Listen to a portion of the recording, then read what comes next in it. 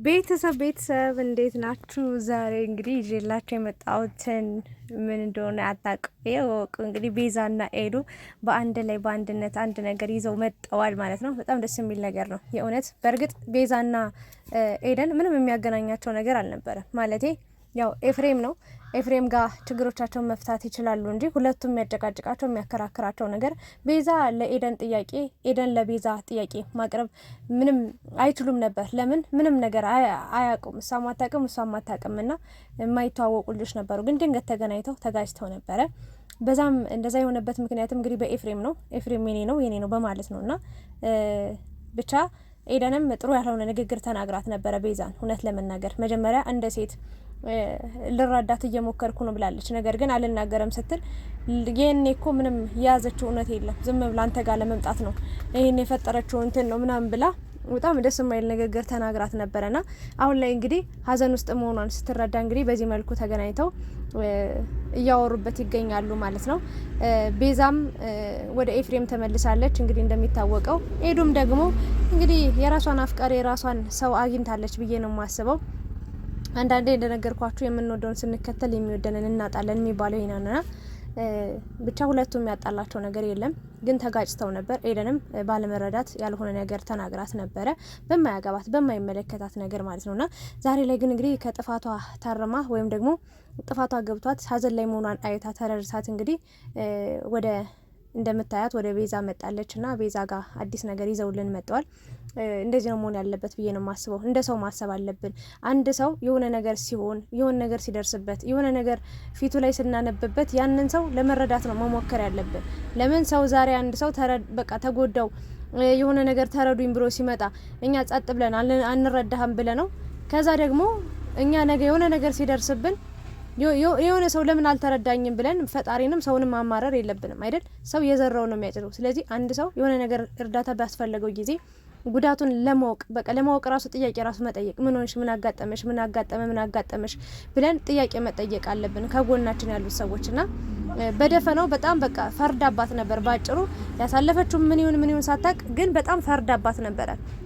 ኤደን ያልሆነ ንግግር ስትናገራት ነበር። እኔም በዛ ምክንያት ተቆጥቻት ነበር። ኤደን አንቺ ቤዛን ጥያቄ የመጠየቅ መብት የለሽም ብያታለሁ። ከፈለግሽ መጨረስ ካለብሽ መጀመር ካለብሽ መቀጠልም ካለብሽ ማውራት ያለብሽ ከኤፍሬም ጋር ነው እንጂ እንዲሁት ከመሬት ተነስተሽ ብድግ ብለሽ ቤዛን ልትናገራት አትችይም። ምክንያቱም የመጣሽው ዛሬ ነው የመጣሽው። ስለዚህ እሷ የነበረች ናት፣ የሆነ ችግር ውስጥ ነበረች፣ መከራ ውስጥ ነበረች። ስለዚህ ብዙ ነገር አሳልፋ የመጣች የራሷ ብዙ ችግሮች ያሉባት ልጅ ናት። ስለዚህ ምንም መናገር አትችይም። እሷን ከፈለግሽ ያለሽን ነገር ከሱ ጋር ጨርሽ ብዬንም ሀሳብ ሰጥቼ ነበር። ለማንኛውም ግን ኤደንም እውነቱ ገብቷት ወደ ራሷ ተመልሳ እንግዲህ የራሷን ህይወት የጀመረች አይነት ይመስላል። ብቻ ግን ዋናው ነገር እሱ ነው። ኢትዮጵያዊነት እንደዚህ ነው። በቃ መግባባት ጥሩ ነው። ተነጋግሮ ችግሮቹን መፍታት፣ ተነጋግሮ ማውራት ያለ አይደለ? የሆነ እኔ ያላውቅም ብቻ ደስ ብሎኛል። ኤዱም እንደምታያት ደስ ብሏታል፣ ፈገግ ብላለች። ቤዛም እንደዛው ፈገግ ብላለችና መሆን ያለበት ይሄ ነው ብዬ ነው የማስበውና ኤፍሬም እውነት ለመናገር በጣም አስጨነቀችው እንጂ ኤዱ ድሮም ልቡ ያለው ከቤዛ ጋር ነው። እውነት ለመናገር ማለት ነው።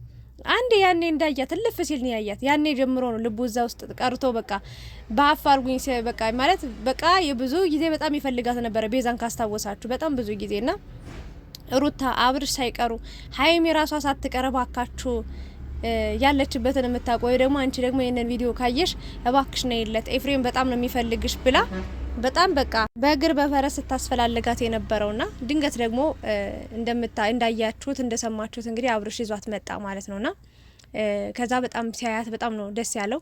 እሷ ማስባበት ወስና ምንም ሳትፈጣጥን እንደ ሴት የሆነ እንደ በቃ ጨዋ ሴት ሆና በስርዓት መምጣት ባለባት ጊዜ ስለሱ ብዙ ነገሮችን አጣርታ ምናምን ከጀርባ ነው መጣ የተቀበለችው ወይም ደግሞ አብራው የቀጠለችውና ቤዛ ምርጥ ልጅ ናት። በጣም ሳይለንት ናት፣ ዲሲፕሊን ናት። በጣም ደስ የምትል ልጅ ነችና ከዛ ጊዜ በኋላ ነው ልቡ እሷ ጋር እያለ ኤደን በጣም አስገድደው ነበር። አልዋሻችሁም። በእርግጥ የሷም ፍቅር ሆኖ ነው፣ ግን ከመጠን በላይ እሷ በጣም አስቸገረችው፣ አስጨነቀችውና የማይሆን ውሳኔ ወስኖ ከእሷ ጋር እንዲቀጥሉ አደረገችውና ግን ያ ትክክል አልነበረም። ለማንኛውም ሳይረፍድ እንግዲህ እውነታውን አውቃ ተረድታ እንግዲህ ወደ ራሷ መመለሷ የራሷ የምትለውን ሰው የኔንሽ የሚላትን ሰው መፈለጓ መከተሏ ጥሩ ነው ብዬ አስባለሁ። ከዚህ ቦታ ይዘኝ ጥፋ እያለችው ነበር አይታችሁ ከሆነና ጥሩ ነው። ይሄ ነው የሚሻለው። ስለዚህ ከቤዛ ጋር ምንም የምትጣሉበት ወይም ደግሞ ቂም የምትያያዙበት ነገር አይደለም። ከኤፍሬም ጋር ነው መፍታት የነበረባችሁ ችግሩን። እሱም እንግዲህ ተፈቷል ብዬ አስባለሁኝ። ኤኒዌይስ ግን ማታ በሚለቀቀው ቪዲዮ እንግዲህ ጥሩ ቆይታ ይኖራቸዋል ብዬ አስባለሁ።